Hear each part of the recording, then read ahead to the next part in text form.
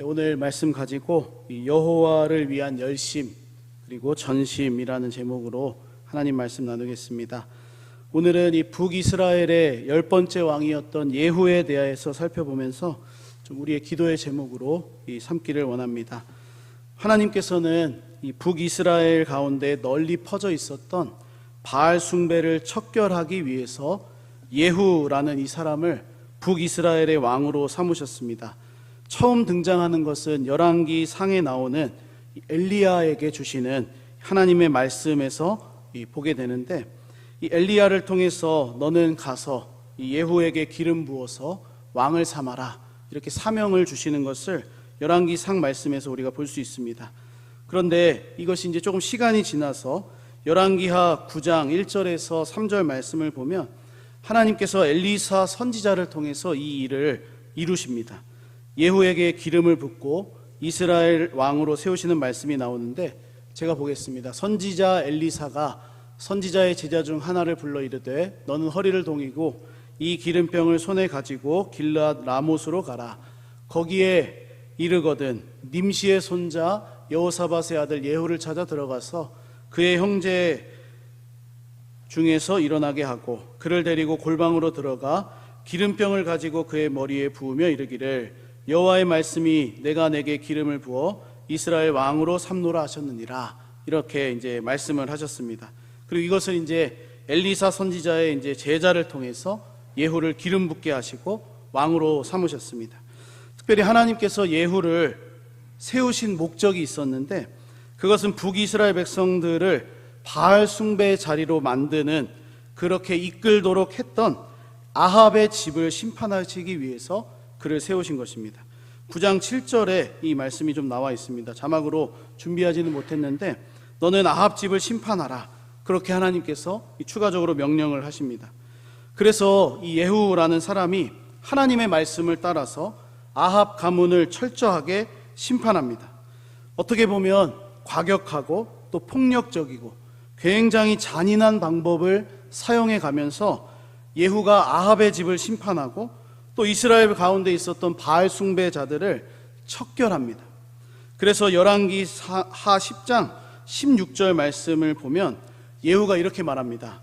이르되 나와 함께 가서 여호와를 위한 나의 열심을 보라 하고. 예후는 어떤 사람입니까? 하나님을 향해 열심을 가지고 있었던 사람이었습니다. 스스로 지금 그렇게 말할 뿐만 아니라 실제로 성경 말씀을 보면, 또 우리가 이제 지난 새벽에 계속해서 보았던 말씀이기도 한데, 아합 가문을 척결하는 일에 있어서 예후라는 사람은 굉장히 주도적이고 거침없이 움직이고 있는 것을 보게 됩니다. 하나님을 향한 열심이 있었기 때문에 그가 이렇게 움직였습니다. 그래서 오늘 본문 말씀에도 하나님이 예후를 향해서 칭찬하십니다. 30절 말씀이죠. 여호와께서 예후에게 이르시되 네가 나보기에 정직한 일을 행하되 잘 행하였다. 내 마음에 있는 대로, 하나님 마음에 있는 대로 아합 집에 다 행하였은즉 네 자손이 이스라엘 왕위를 이어 4대를 지내리라 하시니라, 이렇게 말씀하십니다. 굉장히 큰 칭찬이죠. 아주 놀라운 축복의 말씀입니다. 그런데 이어지는 31절 말씀을 보면 어떻습니까? 분위기가 완전히 달라집니다.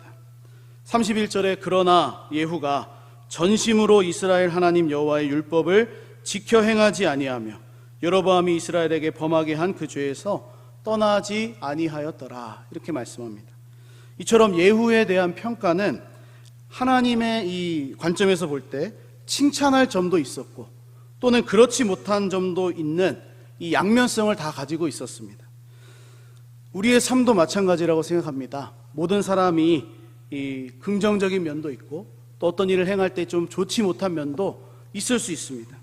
그런데 오늘 이 본문 말씀에 나오는 예후를 통해서 우리가 하나님의 평가 앞에서 이 긍정적인 면을 좀 우리가 생각해 볼 때 어떻게 하면 예후처럼 하나님 앞에 평가를 잘 받을 수 있을까? 아니면 반대로 이 평가를 좋지 못하게 받지 않을 수 있을까? 이것을 한번 생각해 보기를 원합니다. 그것은 이 예후가 하나님을 향한 열심은 가지고 있었지만 전심은 가지지 못했다라는 점에서 큰 차이를 보여주고 있습니다. 오늘 우리가 주목할 부분이 바로 이 말씀입니다. 언젠간 우리도 하나님 앞에서 평가받을 날이 올 것입니다. 그때 하나님께서 우리에게 말씀하실 때 예후와 같이 열심은 있었지만 전심이지 않았다라는 이 평가를 받을 수는 없을 것입니다. 무엇보다 매일매일의 삶 속에서 우리가 하나님을 향한 열심을 가지고 살아가고 있지만 전심은 아니었다라는 이 평가를 받는다면 우리의 마음이 어떻겠습니까? 너무너무 아쉬운 마음이 많이 남을 것 같습니다. 요한계시록 말씀에서도 하나님께서 라오디게아 교회를 향해서 비슷한 말씀을 하셨습니다. 요한계시록 3장 15절에 내가 내 행위를 아노니 네가 차지도 아니하고 뜨겁지도 아니하도다.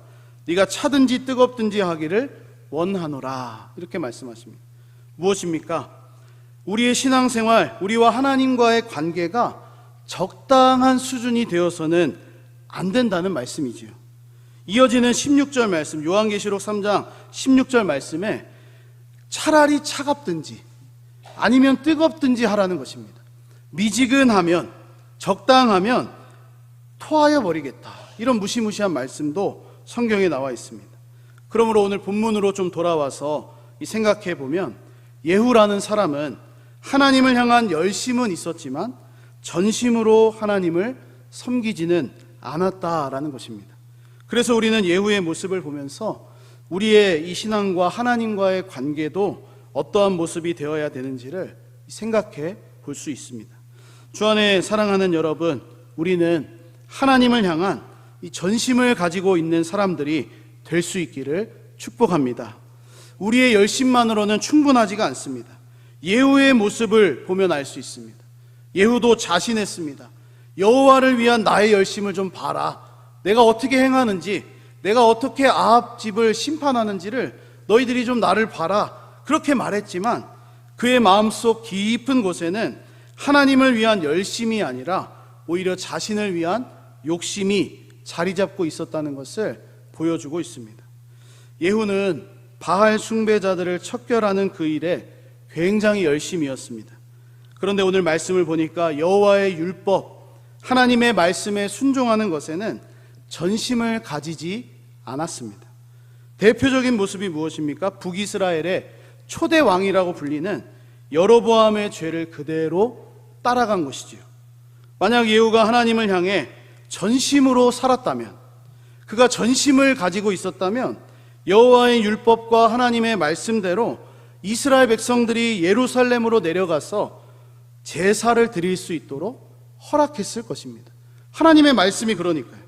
하나님의 율법이 이 예루살렘으로 와서 예배하도록, 제사하도록 그렇게 하셨기 때문에 그가 하나님을 향해 전심이었다면 그렇게 했을 것입니다. 하지만 그도 여로보암의 생각과 같았습니다. 백성들이 예루살렘으로 가게 된다면 정치적으로 자신의 왕권이 흔들릴 것이다. 그렇게 염려했습니다. 그렇게 판단했습니다. 그래서 백성들이 하나님의 말씀이 아니라 베델과 단에 있는 금송아지를 섬기도록 내버려 둔 것입니다. 오히려 관심을 갖지 않았습니다.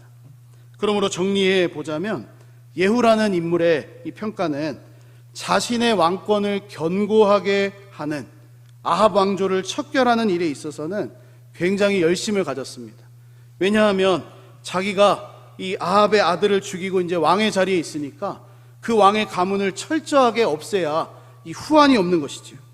그 일에는 열심이었는데 자신의 왕권을 흔들리게 만드는 이 여로보암의 죄, 백성들이 예루살렘을 향해서 가게 되고 남유다 나라로 가게 되었을 때 자신의 왕권이 흔들리게 되는 이 일에 있어서는 그대로 내버려 두는 그 모습을 보여주고 있습니다. 그래서 하나님이 예후를 평가하십니다. 그의 마음이 전심은 아니었다라고 평가하고 있는 것이죠. 사랑하는 여러분, 하나님께서는 사람의 마음을 정확하게 아시고 판단하는 분이다라고 말씀하십니다. 성경에 그렇게 가르쳐주고 있습니다. 예레미야 17장 10절 말씀에 나 여호와는 심장을 살핀다. 폐부를 시험한다. 각각 그의 행위와 그의 행실대로 보응한다. 이렇게 말씀하십니다. 그러므로 하나님은 이 예후의 마음이 하나님을 향하여 전심으로 서 있는가를 정확하게 아셨습니다. 비록 그가 자신의 입으로 여호와를 위한 열심이 내게 있다라고 말했지만 실제로 그것은 하나님을 향해서 전심의 마음을 가지고 외친 것은 아니었습니다. 마찬가지로 저는 하나님께서 오늘 기도의 자리에 나온 우리의 마음을 살피고 계신다고 생각합니다. 우리의 마음이 하나님을 향해 전심으로 서 있는가를 살피고 계십니다. 하나님이 왜 그렇게 우리의 마음을 중요하게 여기십니까? 하나님을 전심으로 하나님을 찾고 있는 하나님의 백성들을 하나님께서 왜 살피실까요? 역대하 16장 9절 말씀 보니까 이런 말씀이 나옵니다. 여호와의 눈은 온 땅을 두루 감찰하사 전심으로 자기에게 향하는 자들을 위하여 능력을 베푸시나니. 하나님이 어떤 분이십니까? 전심으로 하나님을 찾고 향하는 자들에게 능력을 베푸시는 분이다 말씀합니다. 바로 하나님이 전심으로 하나님을 향하여 서 있는 자들을 찾으시는 이유가 능력을 베푸시기 위해서라고 성경이 우리들에게 말씀해주고 있습니다. 저는 이 하나님이 선하시다 그런 이 말씀을 많이 듣고 또 여러분도 그렇게 알고 계시리라고 생각합니다. 이 선하다라는 말, 이것이 신학적으로 다양한 의미가 있을 것이고 또 성경 말씀을 통해서 많은 의미가 있을 겁니다. 하나님은 선하시다, 이것을 가지고도 2박 3일, 일주일, 한 달을 설명해도 굉장히 많이 있겠죠. 그런데 기본적으로 이 하나님이 선하시다라는 이 말은 하나님이 베푸시는 능력을 통해서 우리의 문제와 어려움, 질병과 고통에서 벗어나게 하시려는 하나님이 바로 선하신 하나님이다라는 그 의미를 가지고 있을 겁니다. 그래서 하나님은 이 하나님이 가지고 계시는 이 능력을 베풀어 주고 싶으셔서 하나님께 전심으로 향하는 자들을 찾으시는 것이지요. 세상에 선한 사람도 있고 또 그렇지 못한 사람도 있습니다. 그래서 이 선한 사람이 능력을 가지고 있으면 자기가 가진 능력을 어떻게 할까요? 다른 사람을 도와주는 일에 베풀어 주지 않겠습니까? 넘어진 사람을 일으켜주는 일, 또 어려운 일을 당하면 그들을 구원해 주는 일, 이게 바로 선한 사람들이 하는 그런 일입니다. 그런데 선하지 못한 사람이 능력을 가지고 있으면 어떻게 됩니까? 다른 사람 도와주기는커녕 자기 자신만을 위해서 살겠지요. 이게 바로 기본적으로 선한 사람과 선하지 못한 사람의 차이입니다.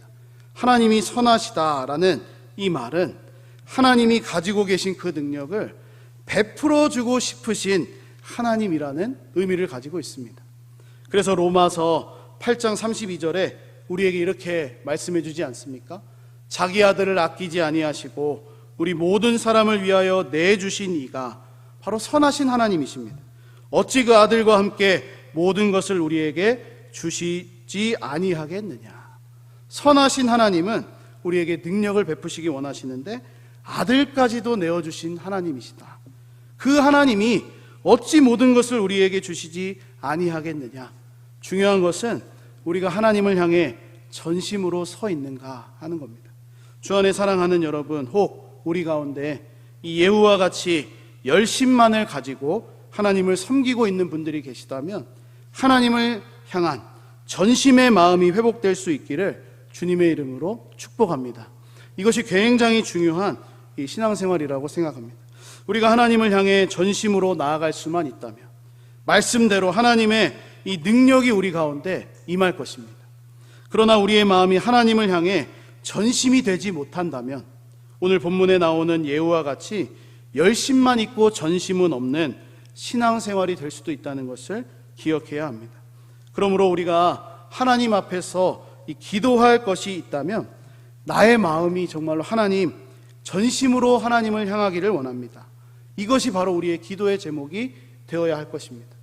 하나님, 나의 마음이 나뉜 마음이 아니라 이 세상을 따라 살기도 하고 하나님을 따라 살기도 하고 왔다 갔다 하는 그런 마음이 아니라 정말로 하나님을 향해 전심으로 서 있는 그 마음이 될 수 있기를 우리가 기도해야 한다는 겁니다.